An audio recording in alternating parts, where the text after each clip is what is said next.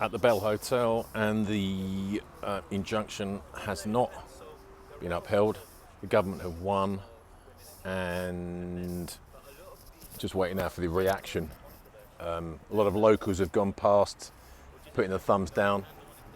There's actually, everyone here is media. There's no locals here yet, but I do foresee in a few hours' time there will be a big reaction. It's Friday. It doesn't necessarily mean that this hotel will remain open or that the migrants will stay. That's what we're getting. The government have won this stage of it, but we don't know whether that means they're going to be thrown out of this hotel yet. But I'm sure the reaction from locals will not be a good one.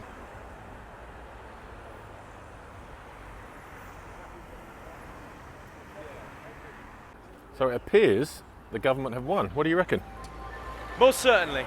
If the president was set, the Labour Party would have been done in terms of migration. Their migration policy would have collapsed. And also, if you're citing the ECHR and you're using the word of councillors in Essex Council, most certainly you're going to win if you're using that degree of evidence.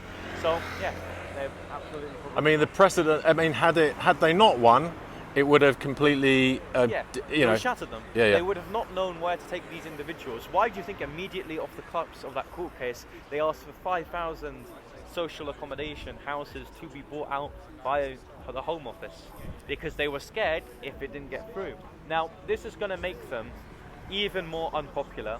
He has the same degree of popularity that the Conservatives did coming out of the last general election. So it's going to make them even more unpopular. Now, the issue being is that regardless of the performance of the Labour Party, rhetoric in terms of British politics is key. And optically, when you kind of reject the power of the people, so to speak, off the cusp of a summer of protests, you're just seen as a bit of a dictator, regardless if it's true or not. But the question, I suppose, is the reaction now to this ruling. It's going to be huge. I mean, do you think it will turn violent? No, it won't. And the great thing about this, right, is that it's not a controlled organizational protest. It's local residents. There's no leader, so to speak, and that's why the liaison officers have such a great time here, because they don't know who to speak to. So the local community's response will be great, will be powerful, but it also won't be controversial. And it wasn't just one person. It was going on for weeks before they were followed from school. There's been people stared at from hairdressers and stuff like that, so you can't say it's one person. And then how does anyone think for a minute he's feeling? It's just been overruled. And she come out yesterday, useless Home Secretary, did she not, and say that they matter more than us? What people that you don't even know about, we've got no information on them whatsoever, no background checks. So it's basically like that person in there that sexually assaulted a child matters more than us. So then they wonder why there's trouble here. Yeah. He's tried to keep it calm, we've all tried to keep it calm, and then now they're just inviting it. Is it not inviting the whole thing? I'm not an angry person, but it's disgusting.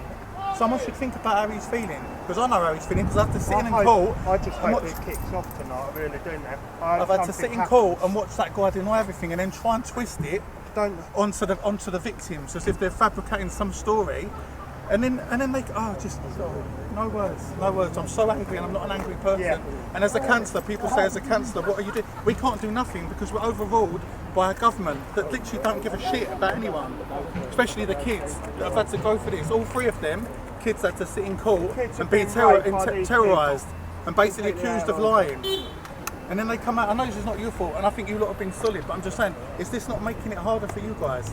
Because you don't think people are going to turn up tonight now because of it? And that's really not fair on you either, is it?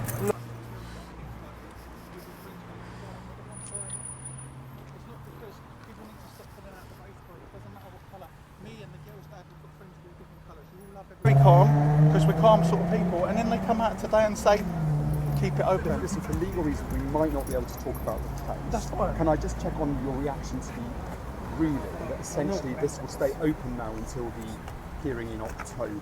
Disgusting. It's disgusting. There's no fault for the kids that went through what they've gone through. The little girl, not just that girl, there's been other young kids followed from school for weeks before that guy come over. There's no fault for them at all. And the government wonders why everyone wants them out. Do you know what I mean? Where's the consideration? Okay, I get that not everyone in that hotel is a bad person. We're not saying that, but there's more than one, because that guy sexually assaulted a 14-year-old. He was here 8 days. this was happening weeks before we come here. There was kids being followed from school, making really inappropriate comments, trying to get their Snapchats and stuff. So it's not just one either. There might be some lovely people in that hotel, but there's more than one that's not.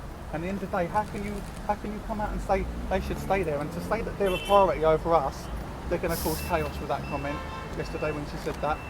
The Home Secretary, why did she not step in before? Do you know what I mean? And then comes out and says, oh, basically they're a priority. So now it looks as if the migrants will be in this hotel at least till mid-October. Yeah. And how many other incidents are going to happen in that time?